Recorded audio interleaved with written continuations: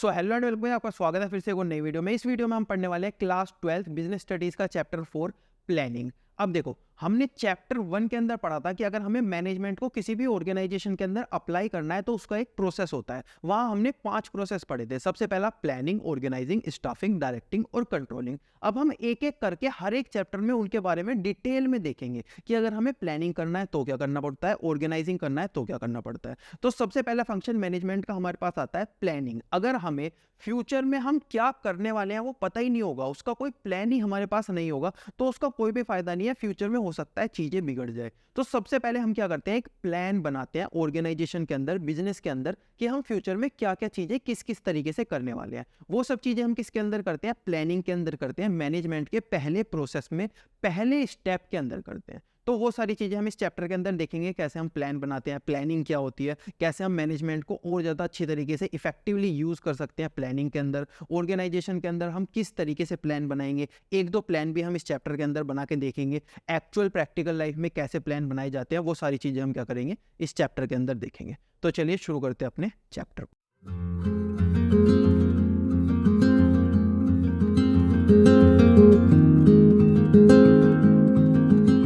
तो video start करने से पहले कुछ बेसिक बातें, कैसे आप इस वीडियो को देखकर मिनिमम इनपुट देकर मैक्सिमम आउटपुट निकाल सकते हो। ये बातें मैं हर वीडियो के स्टार्टिंग में बोलता हूं। अगर आपको ये बातें पहले से पता है तो आप डायरेक्टली टॉपिक 1 के ऊपर जंप कर सकते हो।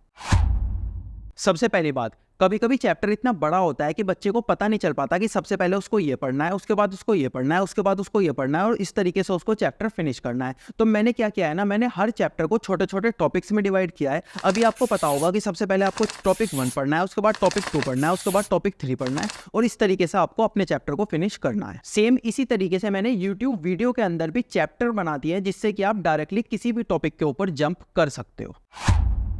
दूसरी बात, अभी आपको किसी भी चैप्टर को पढ़ने के लिए वीडियो का पार्ट 1, पार्ट 2, पार्ट 3 ढूंढने की जरूरत नहीं पड़ेगी। मैंने पूरा का पूरा चैप्टर सिर्फ और सिर्फ एक वीडियो में कवर किया है। तीसरी बात, इस वीडियो के अंदर जो भी आप पढ़ोगे उसके नोट्स बनाने की जरूरत आपको नहीं है। वो सारे के सारे नोट्स आपको हमारे टेलीग्राम चैनल पे मिल जाएंगे, जिसका लिंक आपको डिस्क्रिप्शन में मिल जाएगा, वहां से आप डाउनलोड कर सकते हो। फोर्थ थिंग, अगर आप कोई सा भी चैप्टर हमारे नोट्स में से पढ़ते हो और आप कोई सा भी कॉन्सेप्ट करते हुए, कोई सा भी क्वेश्चन करते हुए कहीं पे अटक जाते हो, तो उस कॉन्सेप्ट के और उस क्वेश्चन के राइट हैंड साइड में आपको एक क्लिक हियर नाम का आइकन दिखेगा। अगर आप उस पर क्लिक करते हो तो आप उस यूट्यूब की वीडियो के उस पार्ट में पहुंच जाओगे जहां पे मैंने वो वाला कॉन्सेप्ट या फिर वो वाला क्वेश्चन पढ़ाया होगा। तो आप डायरेक्टली वहां से अपने डाउट क्लियर कर सकते हो। और लास्ट चीज, बच्चे मुझसे कई बार पूछते हैं कि अगर वो इस वीडियो के सारे कॉन्सेप्ट, सारे क्वेश्चंस कर लेते हैं तो उसके अलावा भी और कुछ करने की उनको जरूरत पड़ेगी। तो अगर आप इस वीडियो के सारे कॉन्सेप्ट और क्वेश्चन सही से कर लेते हो तो आपको कुछ और करने की बिल्कुल भी जरूरत नहीं पड़ेगी। आप एग्जाम के अंदर 100 आउट ऑफ 100 मार्क्स ला सकते हो। अब शुरू करते हैं अपने चैप्टर को।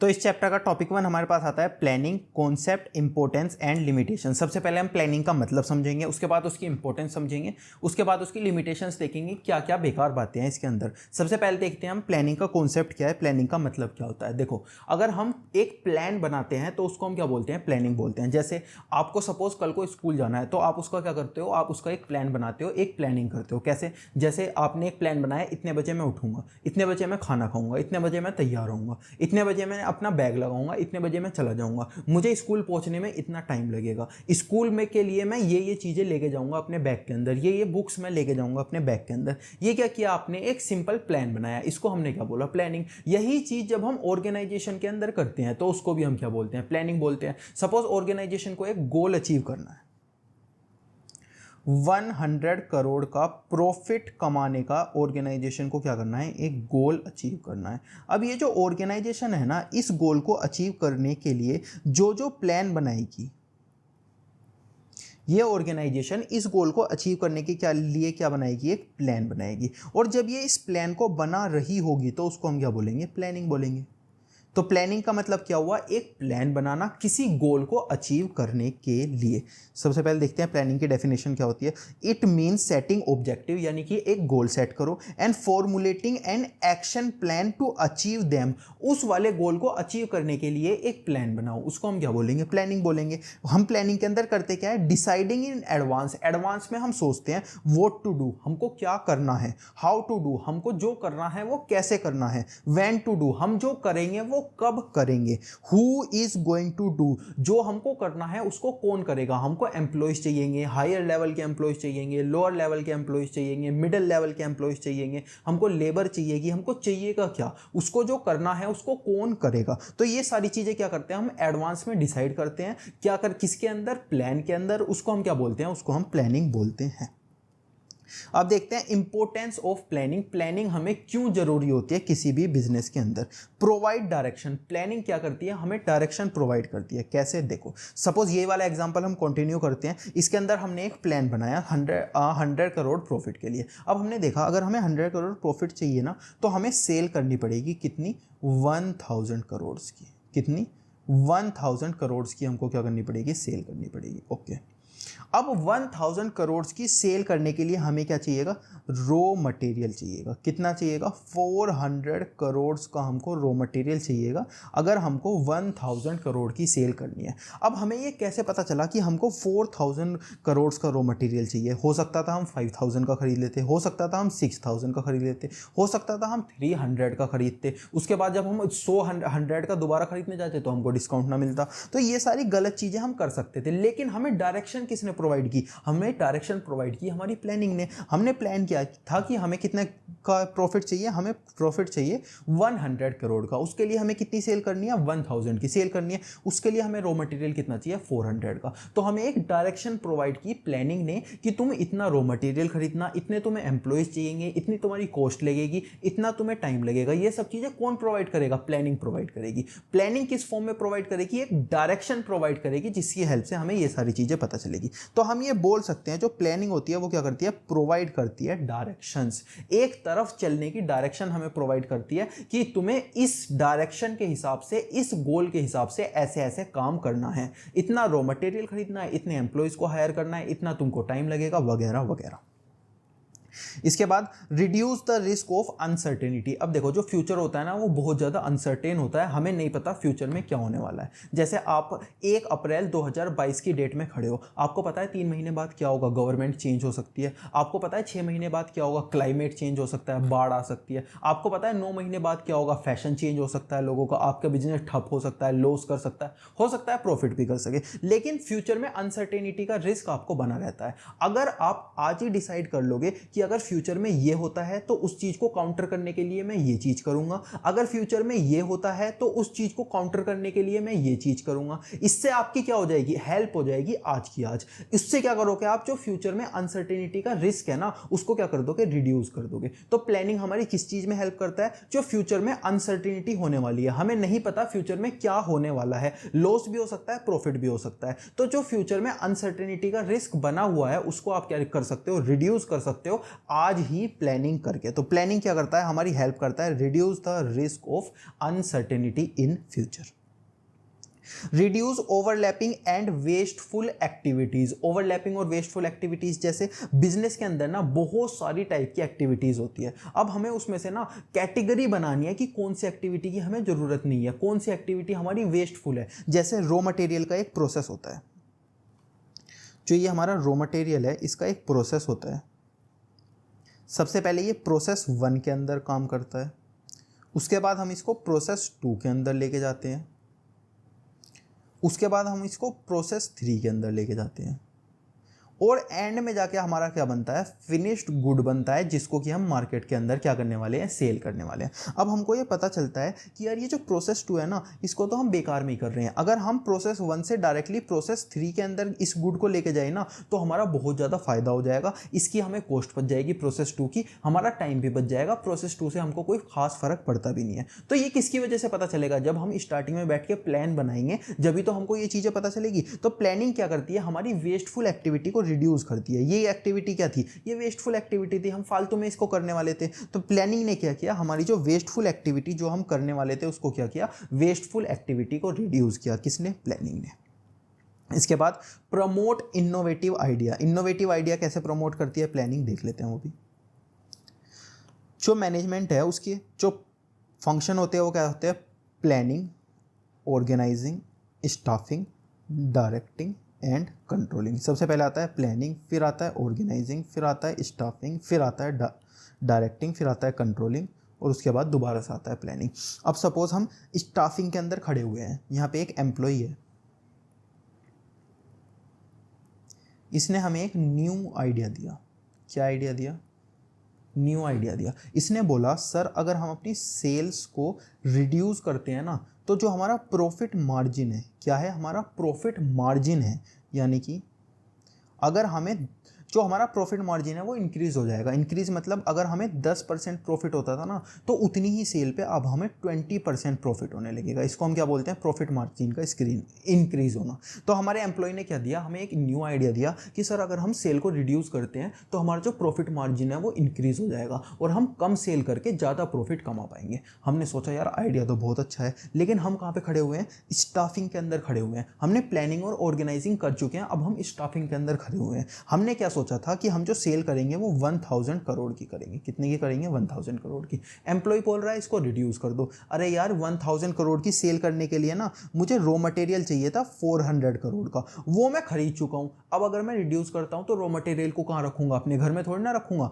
तो ये क्या हुआ, यहाँ पे जो इसने न्यू आइडिया दिया ना उसे मुझे अपने आप में अप्लाई करने में, ऑर्गेनाइजेशन में अप्लाई करने में थोड़ा सा डिफिकल्टी हुई। क्यों डिफिकल्टी हुई भाई, मैंने प्लानिंग कर लिया, ऑर्गेनाइजिंग कर लिया, मैंने अपना रॉ मटेरियल खरीद लिया है 1000 करोड़ के हिसाब से। अब तुम कह रहे हो सेल को रिड्यूस कर दो, रॉ मटेरियल का क्या करूंगा फिर मैं अगर सेल को रिड्यूस कर दूंगा। यहां पे क्या हो रहा है, हमको दिक्कत हो रही है। वहीं अगर हम प्लानिंग के अंदर काम कर रहे हैं, क्या कर रहे हैं, प्लानिंग के अंदर काम कर रहे हैं। प्लानिंग के अंदर हम कहां पे हैं, बेस पे बैठे हुए हैं। मैनेजमेंट के कौन से फंक्शन पे हम बैठे हुए हैं प्लानिंग के अंदर, पहले फंक्शन के ऊपर हम बैठे हुए हैं। यहां पे अगर हमें आके कोई न्यू आइडिया देता है, हमने सोचा कि हम क्या करेंगे, सेल्स करेंगे 1000 करोड़ की। कितने की, 1000 करोड़ की। यहाँ पे एक एम्प्लॉय आता है, सर जी आप ना सेल को रिड्यूस कर दो, आपका प्रॉफिट मार्जिन इंक्रीज हो जाएगा। क्या हम सेल को रिड्यूस कर सकते हैं, बिल्कुल कर सकते हैं। क्यों, क्योंकि अभी तो सिर्फ हम प्लानिंग कर रहे हैं। तो प्लानिंग के अंदर हमें कोई भी नया आइडिया लेने में क्या होता है, आसानी होती है as compare to other functions of management. तो हम ये बोल सकते हैं कि जो प्लानिंग होता है ना, ये क्या करता है, प्रमोट करता है innovative idea, new idea, innovative idea जो होते हैं, नए आइडिया जो होते हैं उन्हें प्रमोट करता है। क्यों, क्योंकि ये फर्स्ट फंक्शन होता है मैनेजमेंट का। इसके अंदर हम सिर्फ प्लानिंग कर रहे हैं, हमने कुछ भी ऑर्गेनाइज नहीं किया, हमने रॉ मटेरियल अभी नहीं खरीदा, अभी हम नया आइडिया ले सकते हैं। तो इसकी ये क्या होता है, फर्स्ट फंक्शन होता है मैनेजमेंट का, इसीलिए हम नया आइडिया ले सकते हैं अपने प्लान के अंदर। तो प्लानिंग क्या करता है, प्रमोट करता है इनोवेटिव आइडियाज। इसके बाद facilitate decision making. Facilitate decision making यानी कि planning help the manager to look into the future and make a choice from among various alternative courses of action. कैसे, देखो सपोज ये एक ऑर्गेनाइजेशन है, इस ऑर्गेनाइजेशन को ना एक गुड बनाना है। ये क्या करेगी, गुड बनाएगी और इस गुड को सेल करके क्या करेगी, प्रॉफिट कमाएगी। ठीक है, अभी इसको ये जो गुड बनाना है ना, इस गुड्स को बनाने के लिए इसके पास 3 तरीके हैं। क्या, प्रोसेस 1 या ऑल्टरनेटिव ले लेते हैं, ऑल्टरनेटिव 1 इसके पास एक तरीका है। ये इस वाले तरीके को यूज़ करके क्या कर सकता है, अपना वो बना सकती है, गुड को बना सकती है। इस गुड को बनाने का एक और तरीका है, क्या, ऑल्टरनेटिव 2। इस गुड को बनाने का एक और तरीका है, क्या, ऑल्टरनेटिव 3। तो ये 3 तरीके हैं किसी भी गुड को बनाने के लिए। अब हम क्या कर रहे हैं, हम प्लानिंग कर रहे हैं। क्या कर रहे हैं, प्लानिंग कर रहे हैं। अब हम जब प्लानिंग कर रहे हैं तो प्लानिंग में हम ये सोच सकते हैं कि हमें पहला बनाना है, दूसरा बनाना है, तीसरा बनाना है। जबकि अगर हम ऑर्गेनाइजिंग कर रहे हैं, स्टाफिंग कर रहे हैं, डायरेक्टिंग कर रहे हैं, कंट्रोलिंग कर रहे हैं, तो उसके अंदर हम नहीं सोच सकते। क्यों, अगर उसके अंदर हम सोचेंगे तो हमारे यहाँ तो भसड़ मच जाएगी, जो हमने प्लान बनाया है हम उसके अकॉर्डिंग ही नहीं चल रहे। ये क्या बात हुई। तो प्लानिंग के अंदर हम क्या कर सकते हैं, सोच सकते हैं 1 करें, नहीं 1 नहीं करते, 1 बेकार लग रहा है, 1 को कैंसिल करो। 3 करें, यार 3 भी नहीं लगते, 3 में बहुत ज़्यादा बेकार चीज़ है। टू करें, हाँ हम टू कर सकते हैं। तो प्लानिंग के अंदर हम सोच सकते हैं, लेकिन कंट्रोलिंग डायरेक्टिंग के अंदर हम सोच सकते हैं? बिल्कुल भी नहीं सोच सकते। हम अपना एक प्लान बनाएंगे फिर उसके अगेंस्ट चले जाएंगे, ये क्या बात हुई? तो उसके अंदर हम नहीं सोच सकते। तो प्लानिंग क्या करता है? हमें डिसीजन मेकिंग की एबिलिटी देता है, हमें फैसिलिटेट करता है कि आप अलग अलग डिसीजंस ले सकते हो। इसके बाद established standard for controlling, controlling के लिए ये स्टैंडर्ड इस्टेब्लिश करता है। जैसे सपोज हमने सोचा कि जो हमारी सेल होगी ना वो 1000 करोड़ की सेल होगी। क्या होगी? 1000 करोड़ की सेल होगी। अब आफ्टर 1 ईयर, 1 साल बीत जाता है, आफ्टर 1 ईयर 1 साल बीत जाता है और जो हमारी सेल हुई है ना वो क्या हुई है? 800 करोड़ की हुई है। क्या हुई है?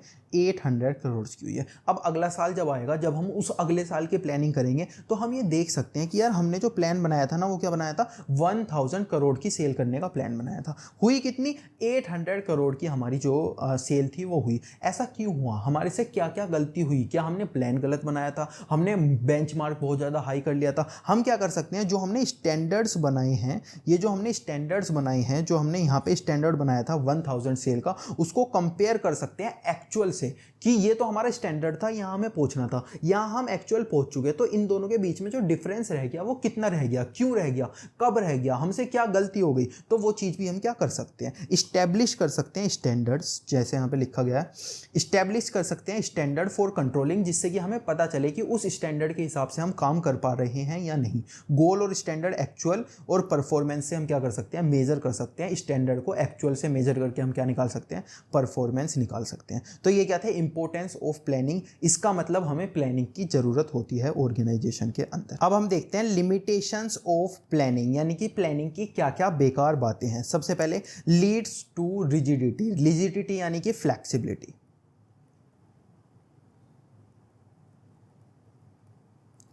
देखो अब हमने एक प्लान बना लिया, हम धीरे धीरे उस प्लान को फॉलो कर रहे हैं। अचानक से हमारे समझ आता है यार जो हमने प्लान बनाया है ना वो प्लान तो काम ही नहीं करेगा। तो क्या हम उसे आसानी से चेंज कर पाएंगे? नहीं चेंज कर पाएंगे। सपोज हमें लगा कि यार ये जो हमने प्लान बनाया है ना इसमें कुछ चेंजेस की जरूरत है, क्या हम वो चेंजेस कर पाएंगे? बिल्कुल भी नहीं कर पाएंगे। क्यों? क्योंकि जो हमने प्लान बनाया है उसके अकॉर्डिंगली हमने एक्ट कर लिया है। सपोज हमने रॉ मटेरियल खरीद लिया है, अब उस रॉ मटेरियल को हम कहाँ घर लेके जाएंगे? हमें और रॉ मटेरियल खरीदना पड़ेगा, तो हमें तो दिक्कत आ जाएगी वहाँ पे। तो जो प्लान होता है ना वो फ्लेक्सिबल नहीं होता है, यानी कि हमें फ्लेक्सिबिलिटी की बिल्कुल भी गुंजाइश नहीं देता, बिल्कुल भी स्कोप नहीं देता। तो इसका मतलब क्या होता है? Lead to rigidity. Once a plan is drawn, अगर एक बार हमने प्लान बना लिया, manager not change it, manager उसे चेंज नहीं कर सकते, चाहे तो उसमें कुछ दिक्कतें हों, चाहे हमें लगे इस प्लान की वजह से हमें लॉस हो सकता है फ्यूचर में वगैरह वगैरह, पर हम उस प्लान को इतनी आसानी से चेंज नहीं कर पाएंगे। इसका मतलब जो प्लान होता है, जो प्लानिंग होती है, हमें फ्लेक्सिबिलिटी का स्कोप नहीं देती ज़्यादा। इसके बाद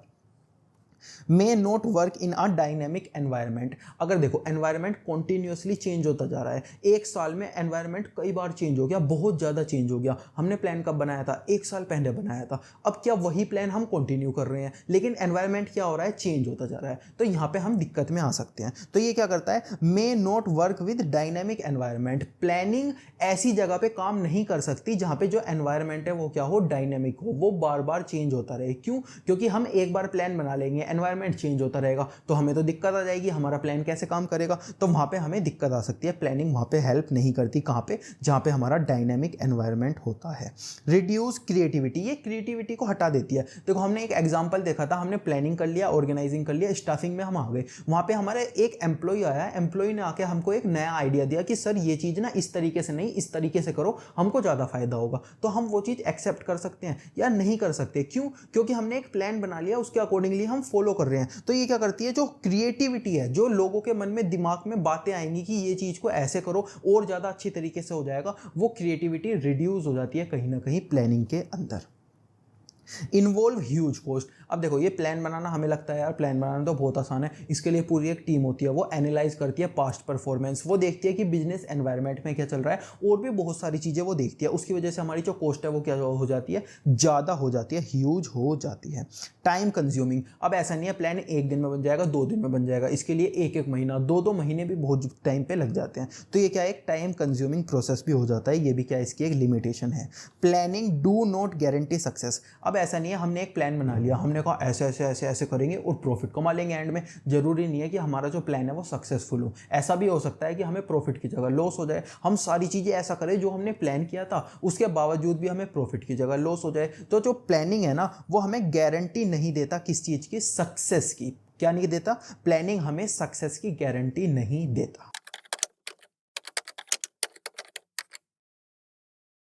टॉपिक 2 हमारे पास आता है प्लानिंग प्रोसेस, यानी कि सबसे पहले हमने क्या देखा, प्लानिंग होती क्या है, उसके इंपॉर्टेंस देख लिया, उसके लिमिटेशंस देख ली। अब हम क्या देखेंगे कि अगर हमें प्लानिंग अपनी ऑर्गेनाइजेशन के अंदर करनी है तो उसके लिए हमें क्या क्या प्रोसेस फॉलो करना पड़ेगा। हम एक काम करते हैं, ये जो प्रोसेस है ना इसके साथ साथ अपना खुद का एक प्लान बना लेते हैं, ठीक है। सबसे पहला हमें स्टेप क्या करना है, सेटिंग ऑब्जेक्टिव, यानी कि हमें एक गोल सेट करना है कि हमें इस प्लानिंग के अंदर, इस ऑर्गेनाइजेशन के अंदर हमें अचीव क्या करना है। तो सबसे पहले एक गोल सेट करते हैं। एक गोल हमारा है कि हमको ना 100 करोड़ का प्रॉफिट कमाना है। क्या करना है, हमें 100 करोड़ का प्रॉफिट कमाना है।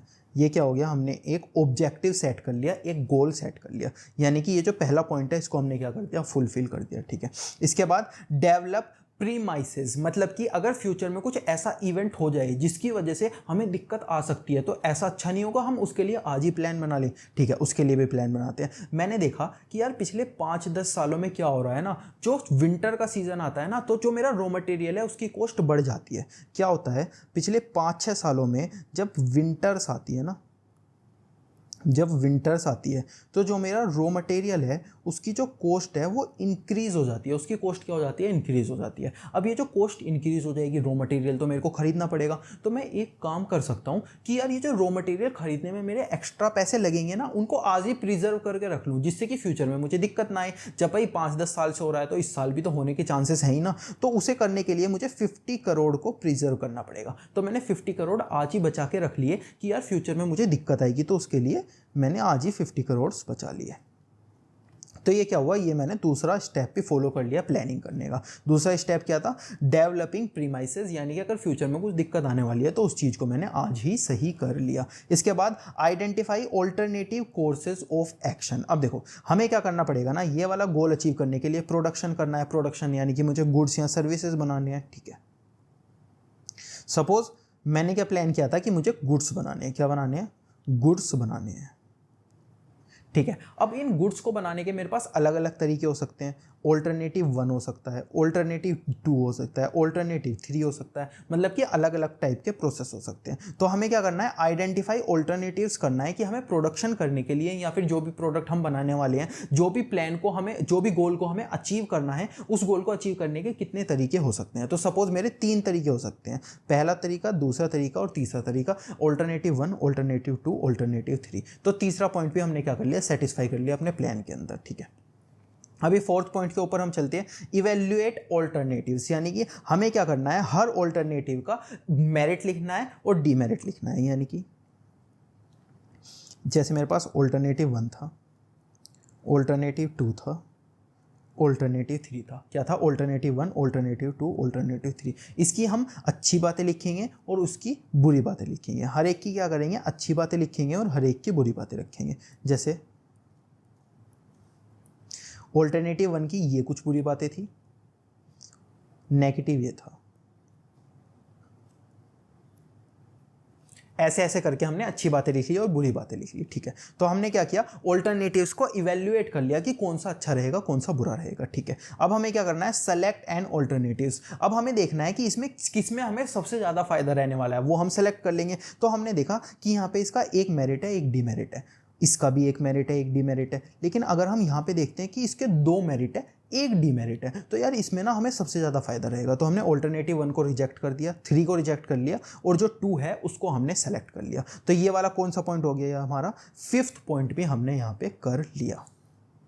क्या था 5th पॉइंट हमारा, सेलेक्ट एन ऑल्टरनेटिव, एक ऑल्टरनेटिव हमें सेलेक्ट करना था। अब हमें इम्प्लाई द प्लान, यानी कि हमें प्लान को एग्जीक्यूट करना है। अब हमारी प्लानिंग तो हो गई लगभग, अब हमें क्या करना है, इस प्लानिंग को आगे बढ़ाना है। तो हम क्या करेंगे, एग्जीक्यूट करेंगे प्लान। वो करेंगे हम 6 स्टेप में। क्या, जो हमारे एम्प्लॉयज़ हैं, जो हमारे मैनेजर्स हैं, जो हमारी लेबर है, उनको क्या करेंगे, हम कन्वे करेंगे कि भाई देखो ये हमारी प्लानिंग है, इस हिसाब से हम काम करने वाले हैं और अब तुम अपना काम स्टार्ट कर सकते हो। तो ये क्या कर दिया हमने, 6th पॉइंट को भी सेटिस्फाई कर दिया, इंप्लाई कर दिया प्लान को। अब हम क्या करेंगे, फॉलो अप एक्शन लेंगे। फॉलो अप एक्शन का क्या मतलब होता है, सपोज हमें एंड में पता चलता है कि यार इस प्लान में ना कुछ चेंजेस की ज़रूरत है। क्या है, चेंजेस की ज़रूरत है। तो क्या हम उस चेंजेस को कर सकते हैं, अगर पॉसिबल होगा तो हम कर लेंगे, पॉसिबल नहीं होगा तो नहीं करेंगे। तो वो क्या करेंगे, हम फॉलो अप एक्शन लेंगे। वो किसके अंदर लेंगे, 7th पॉइंट के अंदर फॉलो अप एक्शन लेंगे। तो ये वाला पॉइंट भी हमने अपने प्लान के अंदर क्या कर लिया, सेटिस्फाई कर लिया। इस तरीके से हमारा क्या हुआ, हमारी प्लानिंग का जो प्रोसेस था हमने उसको प्रैक्टिकली देख लिया कि वो किस तरीके से काम करता है। सबसे पहले हम क्या करते हैं, गोल सेट करते हैं। उसके बाद हम देखते हैं फ्यूचर में कुछ दिक्कत आएगी तो उस चीज़ को भी सेटअप कर लो। उसके बाद हम देखते हैं हमें इस गोल को अचीव करने के लिए क्या क्या तरीके हमारे पास है, उन तरीकों की क्या अच्छी बातें हैं, क्या गंदी बातें हैं। फिर हम उसमें से सेलेक्ट करेंगे कि कौन सी चीज़ हमें सेलेक्ट करनी है, कौन सी हमारी सबसे ज़्यादा अच्छी रहेगी। उसके बाद हम क्या करेंगे, हम उस प्लान को स्टार्ट कर देंगे कंप्लाई करना, अप्लाई करना। और लास्ट में हम क्या करेंगे, अगर उस प्लान के अंदर कुछ चेंजेस की ज़रूरत होगी तो वो सारे चेंजेस भी हम करेंगे। और उसके बाद हम क्या सोचेंगे कि हमारा जो गोल है वो शायद अचीव हो जाए। हमने इसके फीचर के अंदर क्या पढ़ा था, लिमिटेशन के अंदर क्या पढ़ा था कि जो प्लानिंग है वो जरूरी नहीं है हमें सक्सेस देगी। हम ये दुआ कर सकते हैं कि हाँ हो जाए, हम पूरी कोशिश कर सकते हैं हो जाए, ऐसा जरूरी नहीं है होगा या नहीं होगा। लेकिन हम अगर इस प्लानिंग के प्रोसेस को फॉलो करते हैं तो ज़्यादा चांसेस क्या होते हैं, ज़्यादा चांसेस होते हैं कि जो हमें प्रॉफिट है या हमारा गोल है वो अचीव हो जाएगा।